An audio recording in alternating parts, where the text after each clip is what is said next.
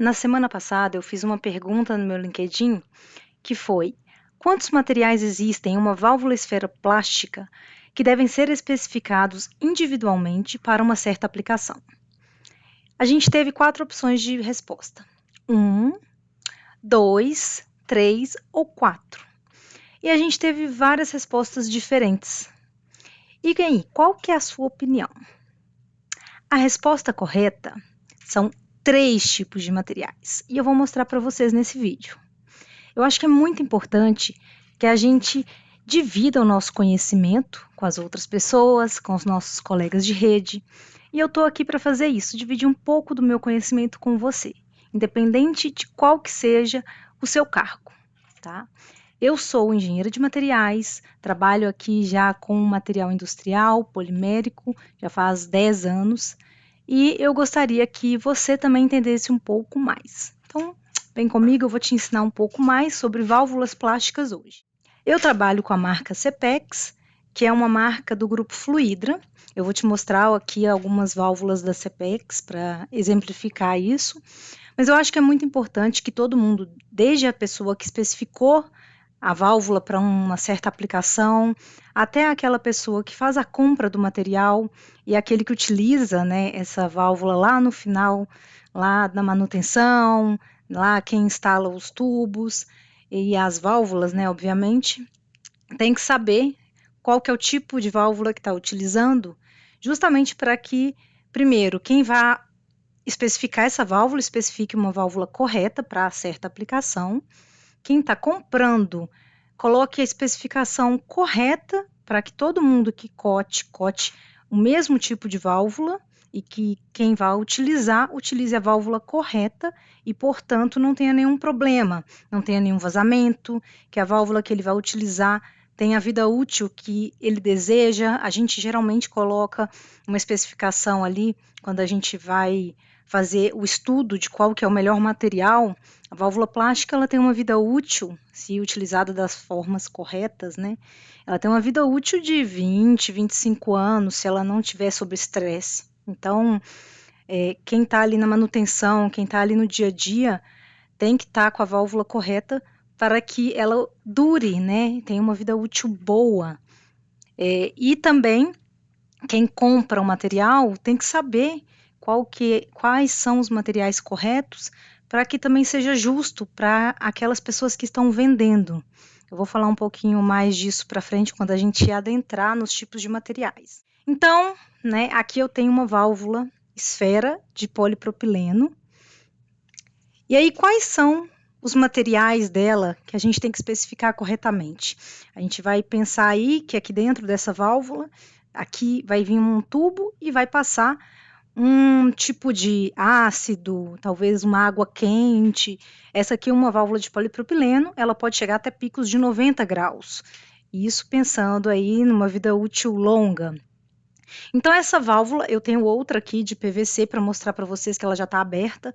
Essa válvula nossa aqui da Cepex, ela desmonta totalmente, a gente consegue colocar ela em pedacinhos. Depois eu vou fazer um post sobre isso, mas aqui é um post mais curto que eu vou falar somente sobre essa pergunta que eu pus. A gente tem o corpo, né? O corpo dela, que nesse caso é em polipropileno, que a gente consegue ver ele aqui, né? Que são os colarinhos, as porcas, o corpo, né? Enfim. E aí a gente tem o segundo componente, que são as vedações.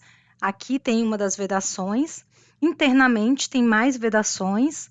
Mas aí a gente tem o terceiro componente, que é a sede da esfera, ou assento, como algumas pessoas falam. E por que a gente tem que especificar esses 3 tipos de materiais? Porque esses 3 materiais eles podem ser de diferentes tipos. Então, por exemplo, nessas 2 válvulas, uma é de polipropileno e a outra é de PVCU. E aí, a vedação, ela pode ser de EPDM ou de Viton, que é o FPM. O assento pode ser em polietileno ou ele pode ser em PTFE. E cada tipo de material, ele é para uma aplicação diferente. Então, a gente tem que especificar um material correto para que ele seja o material mais resistente àquela aplicação, àquele tipo de fluido que está passando, à temperatura que está passando ali. Então, existem diferentes tipos de materiais para diferentes aplicações.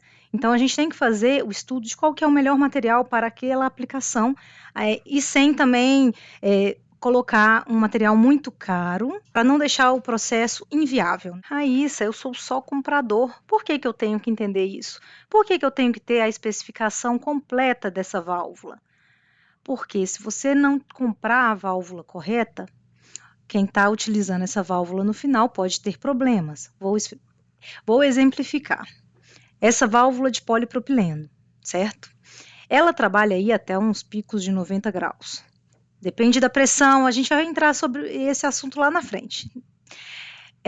Já o assento em pé, ele vai suportar até 60 graus.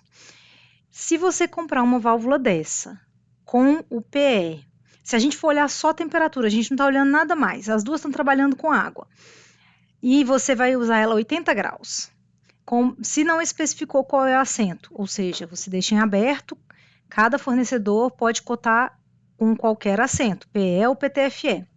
Se te ligam e falam qual que é o assento da válvula, você não sabe dizer, você não tem essa informação. Eles vão cotar qualquer um, você vai aceitar qualquer um.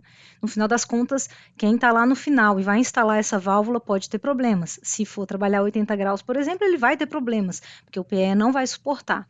E aí ele vai ter problema de vazamento, e aí quem vai ter que resolver tudo? Vai ser você, que é o comprador. Então, quando for colocar a especificação da válvula para compras, você já tem que especificar todos os 3 materiais. O corpo da válvula, né, você vai ter uma infinidade de material, polipropileno, PVC-U, CPVC, PVDF, ABS, você tem uma infinidade de materiais. Aí da vedação também e do assento da esfera também. Então, a gente tem que aprender, né, os 3 materiais que são muito importantes, que eles vão estar em contato com o líquido, o fluido que vai estar passando aí dentro, e eles têm que ser especificados. Agora, tem gente que vai além, né? Além desses aí, tem mais um que a gente também pode dar uma olhadinha. Qual que é? Que é a manopla ou alavanca da válvula. Mas ele não tem contato com o fluido. Porém, se ele tiver aí, né, em contato com o sol, com água, às vezes algumas intempéries, você tem que ter certeza que é um material bom, um material resistente. Mas no caso, por exemplo, dessa válvula e dessa, né, entre uma e outra do mesmo fabricante, não costuma ter diferença. As nossas aqui não tem. Entre uma e outra é a mesma. Eu só tirei para poder mostrar para vocês. Mas tem que ser um material resistente. Tá? No caso do nosso, é um material muito resistente, ele pode ficar tomando chuva, ficar exposto ao sol. Então, quem colocou 4 não estava tão errado, mas a resposta da pergunta era 3, né? Porque é o que está para aplicação, é onde vai passar o fluido. Eu gostei muito da nossa interação no último post. Vim trazer uma resposta em forma de vídeo, porque eu acho que fica muito mais fácil de se entender. E vou trazer mais conteúdos desse tipo. Eu acho que a gente tem que trocar informações mesmo. Se alguém acha que a minha resposta está errada, pode falar aí também, porque eu acho que a gente tem que trocar experiências e só assim que a gente vai aprender mais. Então, até o próximo e a gente se vê.